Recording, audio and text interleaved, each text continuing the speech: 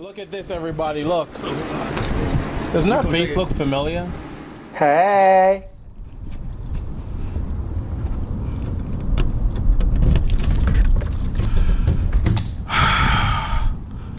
Welcome to the garage.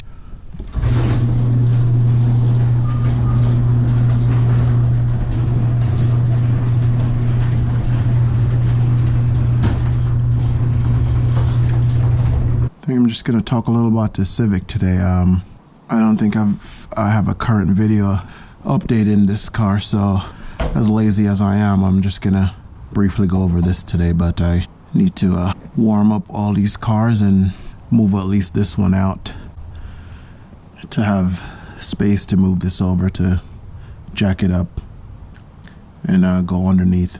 We'll see. Get too carried away. I'm so lazy, I don't even know if I want to do all that. Let's get this. Oh, yeah. The reason why that's like that is because these are brand new, aftermarket. And over the years with these cars, they get a little sag in the door. See that little sag right there? It's moving. So because that's tight, when this closes, it sits on it, so then it's hard to open. Surprisingly, the old one to this, haha, is on the Civic, which I'll explain about that later.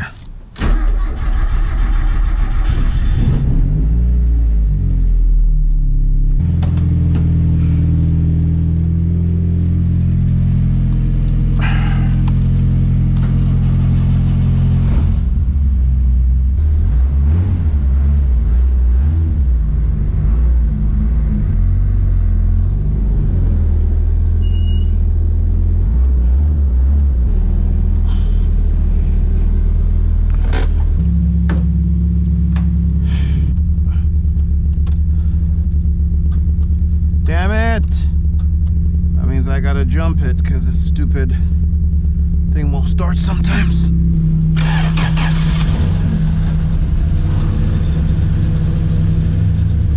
Let all these cars warm up for a bit.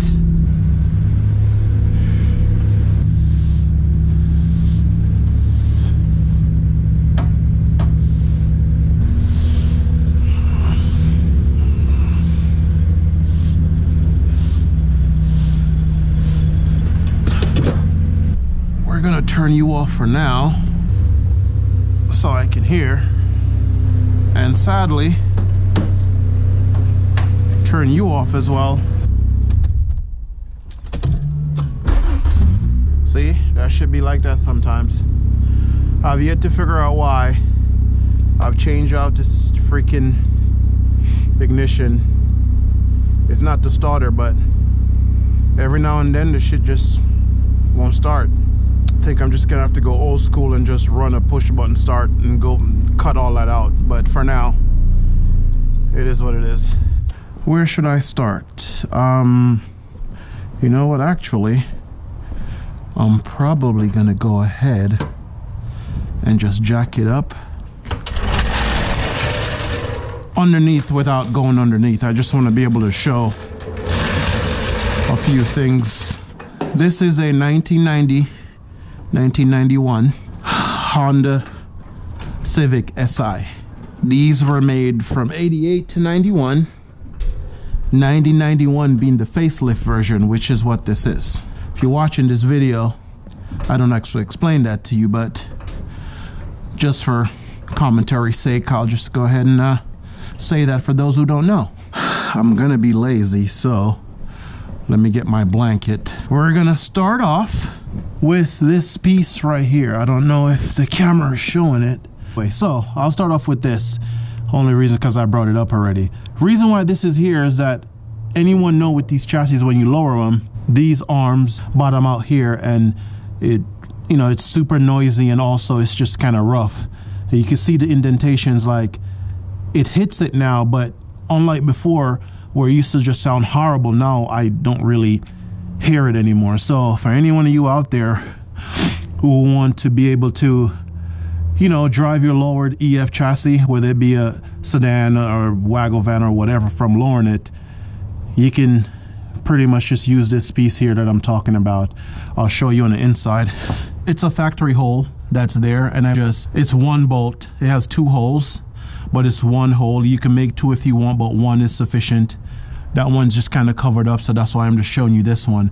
And you literally just put a nut and screw through it, and that's it. When I changed these out on this car, that's pretty much what it looks like, brand new. Like, I just put, like I said, the nut and bolt through, and it's recycled. The old ones were worn out, and I put them to use, and it actually just makes hidden potholes, especially when I'm doing street runs. On the track, it's not really needed, but on the street, it's needed driving hard. So yeah, there is a mod that I think anyone who has an EF should do, especially if you own an EF and you own a Miata. You could just recycle that. I don't feel like that's a big secret, but I've never heard anyone else doing that, so I figure I'll start off by sharing that with the world. Now, suspension, nothing crazy here. Skunk 2. This is Skunk 2 from the CRX 4-door. I just recently changed these out because they're like worn and old. Coilovers are ground control coils with Skunk 2 spring. I just recently updated these springs to 16K. Braided brake lines. Brakes are Integra, slotted power stop with Hark blue racing pads. Aside from that, factory axles, full race traction bar. Wheels are a 5 Ziegen, I believe 5 Ziegen NR1. These are not the original center caps. They don't have the center caps. These are just Amazon center caps that I just painted and put on there. I love the look of the wheels because I love the old school type period correct wheels with the car. It has the polished lip, 15 by 6.5 plus 38. And if you notice there, that is a 30 mil spacer. You won't notice, actually, before I even get into that, let me just point out a few other things here before I jack the car down. You can't really tell, but as you can see, there's a little splitter right here. Oh, you know what? While I'm here, let me look at my header. Oh wow, that got pancaked. That's from my last run.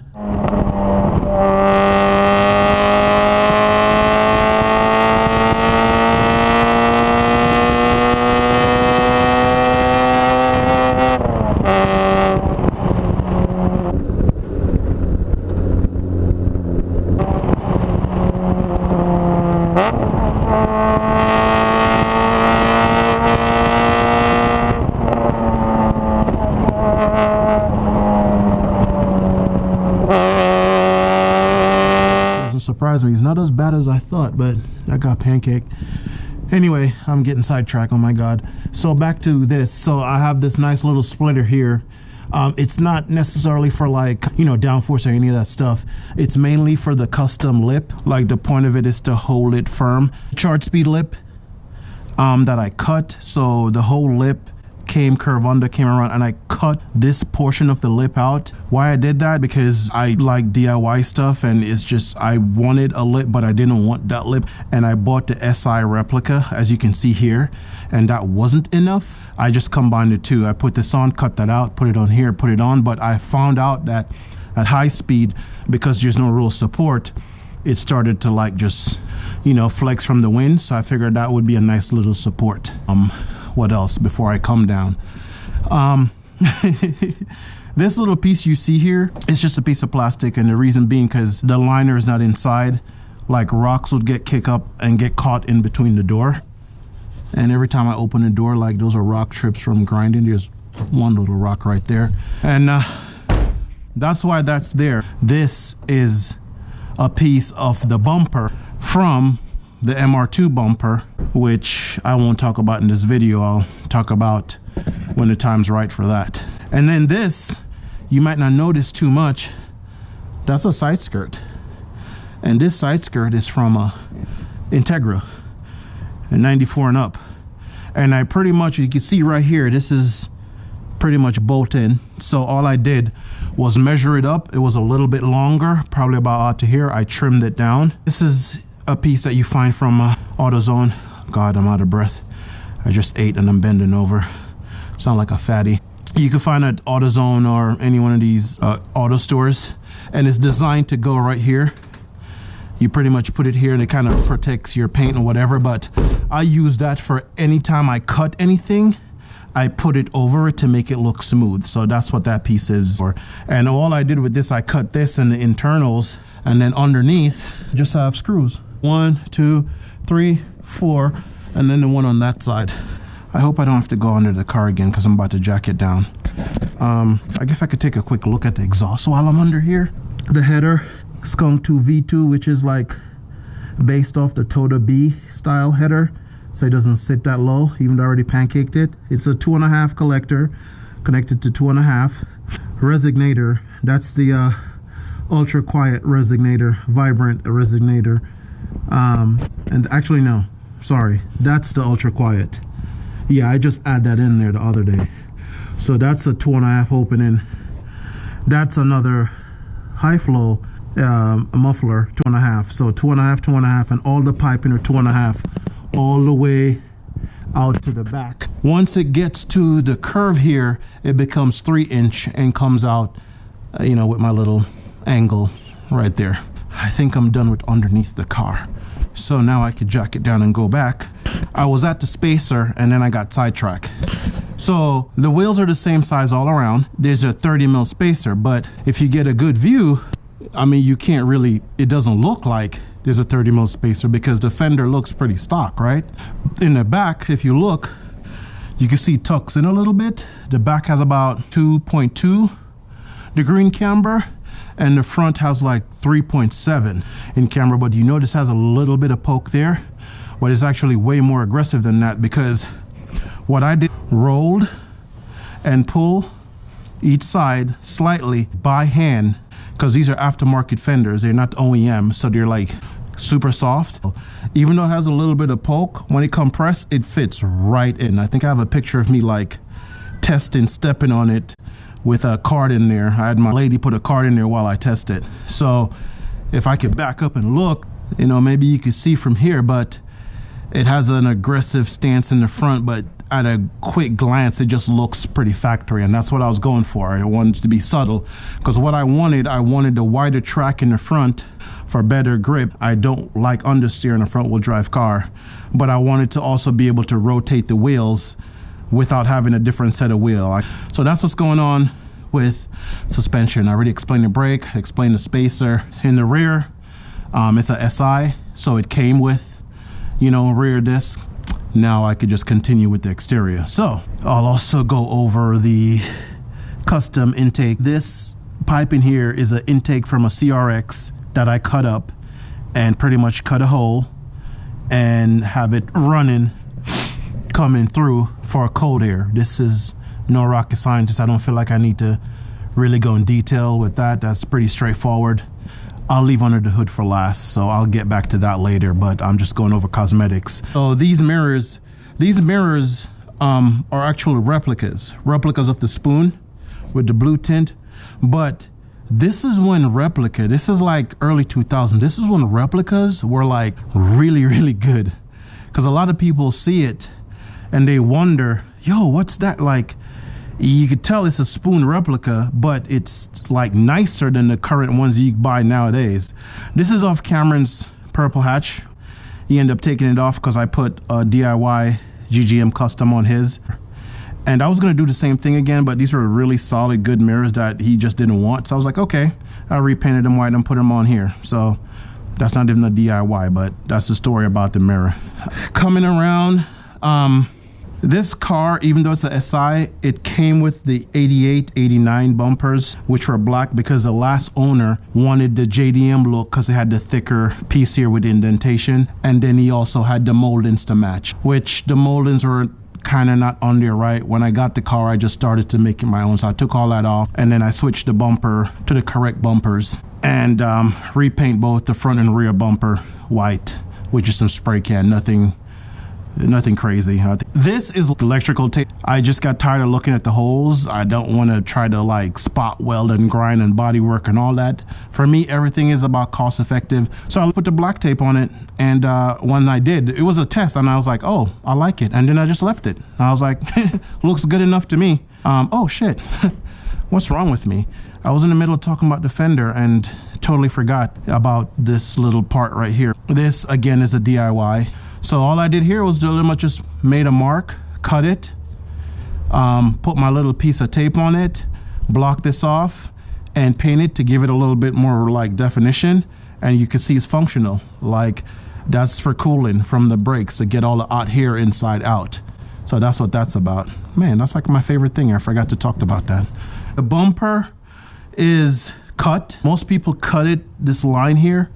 They follow this line. I have two. There's another one up there that's cut like that. But I cut this one with like a slight angle here and then across because I wanted it to look kind of factory. At a quick glance, I want you to look at it and it just looks like it's not cut, but you know, it's obviously cut. And as usual, again, my trim is on it. Coming around the back, diffuser, drill 4 holes. The whole point of cutting the bumper too is the functionality of like for drag at high speed, which is the same thing what these are for. I don't have any proof of how efficient it is, but I also think it looks cool. So for me, it's that simple. Next, the rear lights got vinyl and just put over the lights because it kind of reminds me of like that 80s look. If anyone know me in the CRX 4-door, one of my favorite car is the Ferrari Testarossa. And the inspiration for that car was to kind of get the back to look like it with the lines going all the way across. I didn't totally replicate that here. I just did the corner lights because it just, you know, looks cool. It looks non-stock and it didn't cost like a crap load of money to do. Just very simple. This is you can buy a whole kit. I think I paid like $12.99 on Amazon and you just install these latches. Okay, so one of the things I love to do are make wings. This is a factory wing. I call this the back wing. One of the things that's left from the CRX 4-door is the wing. I still have it. It's went through 3 different stages. If you notice, most factory SUVs and hatchbacks have this little piece here from the factory. And I'm under the impression for that's aerodynamic flow.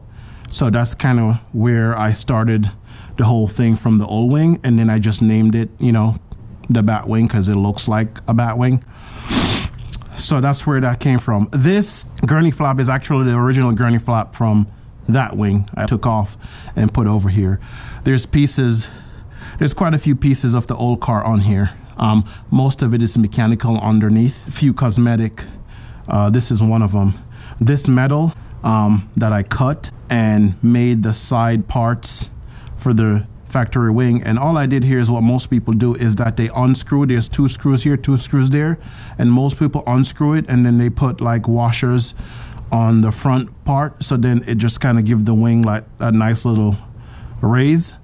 But I didn't like the fact that there's a gap on the side, so I just went ahead and just made these and add the gurney flap, and it's a factory wing, and that's the final product. It's nothing special, but it's unique. It's my own. A part of the theory that I had, which again, not tested, probably don't work, but it's fine, is that if you notice through here, you see where the air can go through.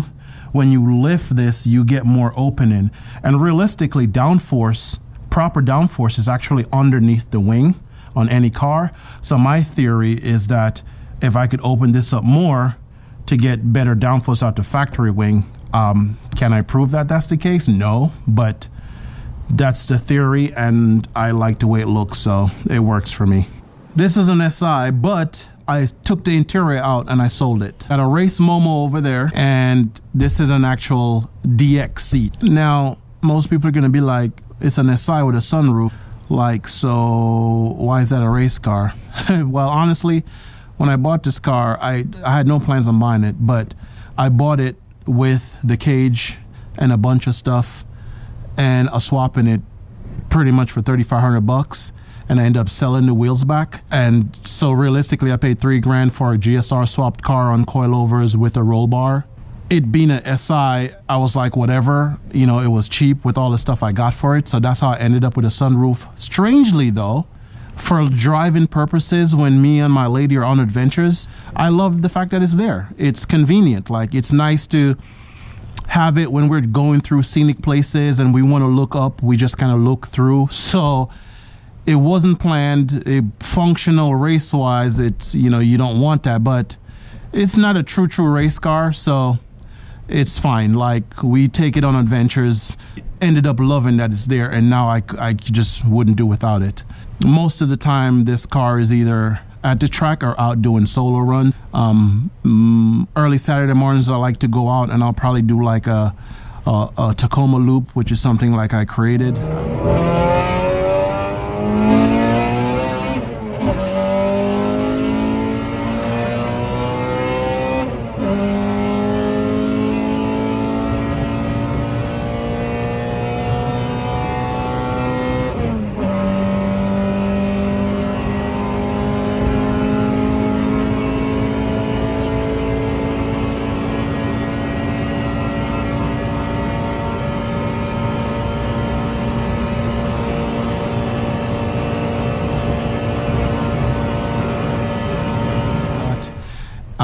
I'll do Federal Way dash point run because a lot of times I go out and do runs. I don't really record that much anymore. I've done a few lately just to try to keep up with the channel, but most of the runs I do, I don't really record it. Anyway, I'm getting sidetracked. So inside, yeah, battery was relocated behind the passenger seat. The cage came with the car, but it wasn't installed correctly. There was one bolt on each side here and two back there, and it had no plates underneath. So I had to make plates and put all three bolts in, and then make plates back there and put all three bolts in as well. So now it's installed correctly. Skunk 2 strut bar, and that's coming way back from the CRX 4-door and hatchbacks before that I had. I just repainted it white and put it on. And that bar up there as well is all chrome, which I went ahead and painted as well and put back in there. You know, this is not a show car, it's not fancy, but you know, just little stuff. Up front, took the radio out, the heater still works, and I just put a block plate over it. Got the new Fastline shifter. Steering wheel, this steering wheel was in the Miata at one point. Before that, it was actually bought for the MR2, but I ended up loving it in this car. So here it is. And then you have the wide view mirror. And what else? Oh yeah, little details. So down here, my pedal. So factory. But this, I had to custom make because the spacing between the brakes and the gas was too far. So I just took a piece of aluminum, cut the shape out, you know, do all these little drill-ins here, and then attach it here. I mean, it's a little detail, but it's just a little things. I could have went and bought one, but I didn't want to. I could just make it, and it works perfect. Now my heel and toe game is pretty good in this car, because before I would have to like swing my heel way over, and sometime I would slip off the brake and it would just be messy at times. Now it's a lot more smooth. So another little DIY that I'm proud of. And now I'm turning on the fog lights, and I'm gonna go up here and explain that to you. This is another DIY. But as you can see here, this is the factory blinker, right? And as you can see, it's blinking over here. So the car is wired for fog lights which I had installed here initially, but I took them off and now they're on the BMW over there.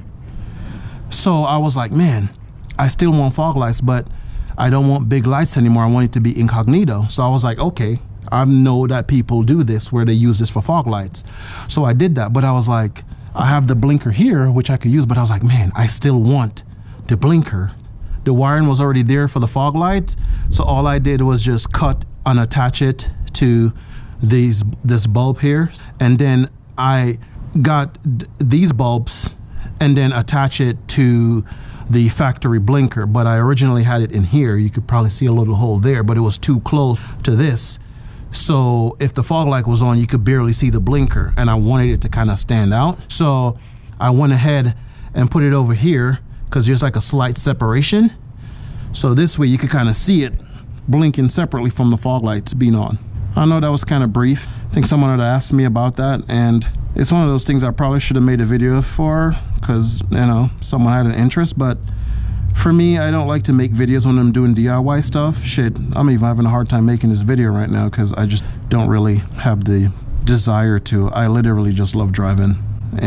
But anyway, again, I'm getting sidetracked. Yeah, for the interior, that's pretty much what's going on. Nothing special. Still have the same ECU I had for years with the same stickers on it. The hay and zebra power, because everyone has horsepower, so the whole point was to be funny and say zebra power instead. Now we're back at the front. Before I do that, you notice these are yellow. Actually went and bought the paint and just painted the headlights, this and that. I didn't want to buy the paint because it was like damn near $30, and I was like, that's ridiculous, but whatever, I did, and now I'm happy with it. The leftover from it I use on these fog lights as well. Before I go under the hood, let me go on the hood. Custom vent. So as you can see right here, this is right by the header and right by the radiator, and the whole point of this is I have the air come in, cool it, and extract the hot here. Pretty simple. I just marked what I wanted to cut. I cut it, put my little trim, I then curved it, and then it stayed that way for the longest, and then I went ahead and taped this off and then paint it because it just gives it a better definition. Simple DIY stuff that I think look cool without breaking the bank. Car originally had risers for the hood because when it came with the GSR and the American hood that dents down, it touches. For me, I never had to use hood risers because all these cars have always cut the guts out, as you can see. And once you cut the guts out, it clears all the B series without having the JDM hood that dents up. I bought the car, had the GSR, it was running. Shortly after, it started smoking. Took it to Rich. They did some things to it. In the process, I ended up trading him that GSR for a bone stock B16. I drive hard, so that didn't last too long. And then after a while, I stopped driving the car because it was just getting to the point where it was still running, but at any minute it will probably just blow up. And then it sat for a little bit, and then just instead of redoing the whole B16, the cost was going to be the same as buying a JDM low mile B20 motor. So I was like, you know, I like blueprint motors. I've never personally owned a Frankenstein, and I was like, well, shit, spend the same money and get a free 40 horsepower is kind of like a no-brainer. I won't be able to rev high, but I'll have more torque and more power. And I kind of went back and forth for a while, and honestly, if I was to do it over again, I'll just redo the B16, which most people will probably be like, you're crazy, but for me, it ain't about power. It's about reliability. The B16 I had in the CRX 4-door, I ran that shit for years, and I did not baby it, and it freaking held up. And that's what I like. I like to be able to beat on my car consistently all the time and not have to worry. Honda put the R&D in that thing, and I like to take advantage of it. What do I lose? Not having a lot of power? That's fine. I just want to have fun. Anyway, this is a B20 VTEC. The head was refreshed. There's no cams in it. I mean, like aftermarket cam. It's the stock cams. The block is bone stock. They just shaved a little bit off the head to, you know, just to smooth it out, which obviously gives you a little bit more compression. That would be the only modification. Aside from that, like, it just has bolt-ons. Like the header, like I explained earlier, the intake manifold and the throttle body this is a Blocks, which is a Type R replica, which is a skunk to they're all the damn same. And I think that's a 68 mil throttle body, if memory serves me correct, bigger than stock. And that's it. This intake is fucking homemade from 2008, 2009 from the first car, and it's still going. It just has a different filter. Like, that's it for the motor. And then LSV kit.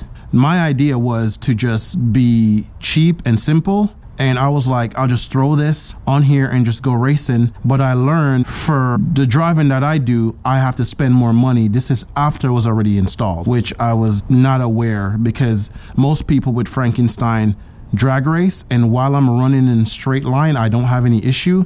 But what it comes down to is it seems like, because this is not a blueprinted motor, like for some reason the oil pickup, the oil pressure, like the VTEC, just, you know what, I'm not even gonna talk about this. If you notice some of the old videos, I was having issues with the VTEC. I learned this later after I kept messing with it. So it works now with the thicker oil. I'm being lazy, I don't really want to get into that.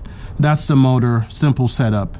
All I'm saying is that if you're gonna do a Frankenstein and you do what I do, just do a little bit more research. I didn't, and I'm learning after. That's that.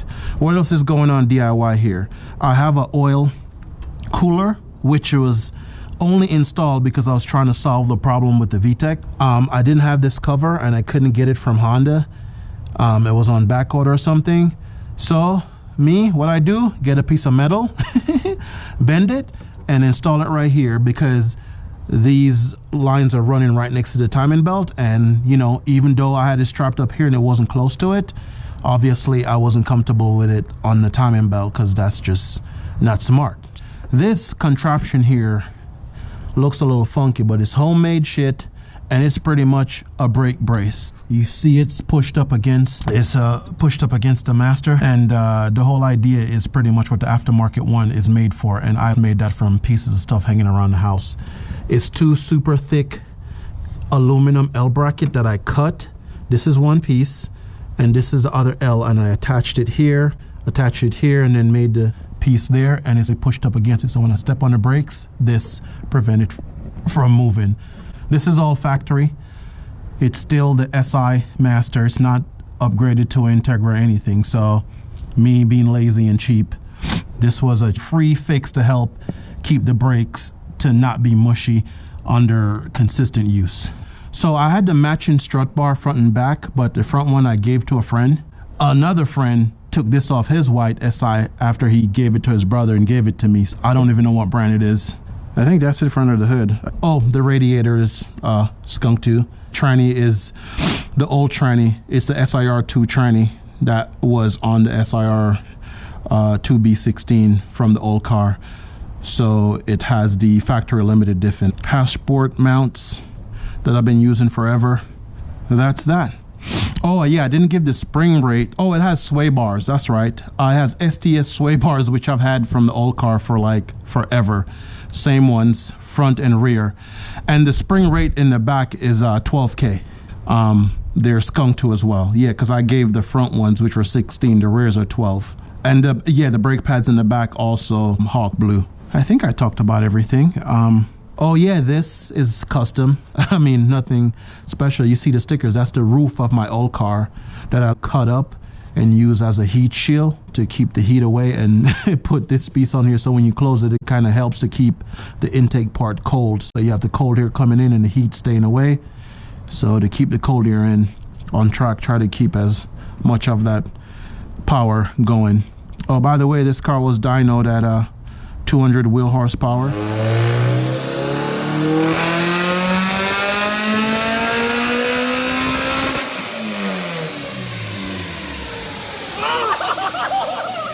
Oh shit! It hit it! 200! 200 on it, dog! Dude! That's awesome. I know! And in current state, I'm assuming with the super thick oil and some usage, maybe I'm at 180 right now, but still plenty more than the B16. So yeah, and that's the Civic.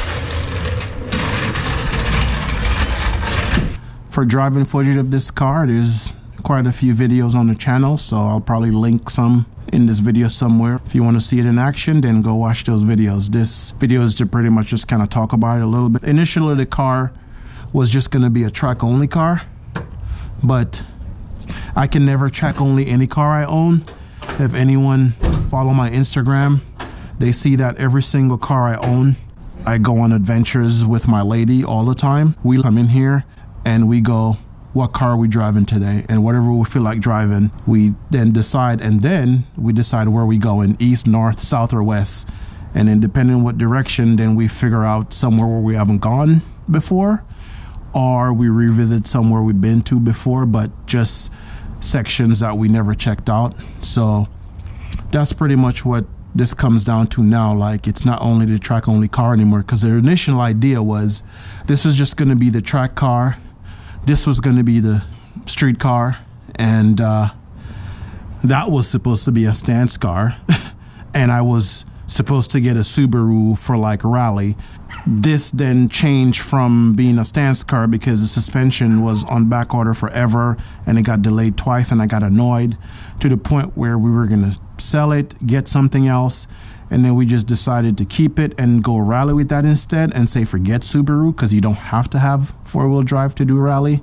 And personally, I realize it's way more fun to do rear-wheel drive rally because it's like drifting and you don't have to have 500 horsepower to do it because it's on dirt or loose surface. And now, believe it or not, for those who think I'm a Honda only guy or just know me as a Honda guy, and as much as I love this car and I love Hondas, I obviously love other cars, but this car I am so in love with. So yeah, oh shit, I'm talking about the car and this video is not about that car. Anyway, this video is just me rambling, so there's that. I think that about wraps it up. I'm gonna finish warming these cars up because I cut them off just to make this video.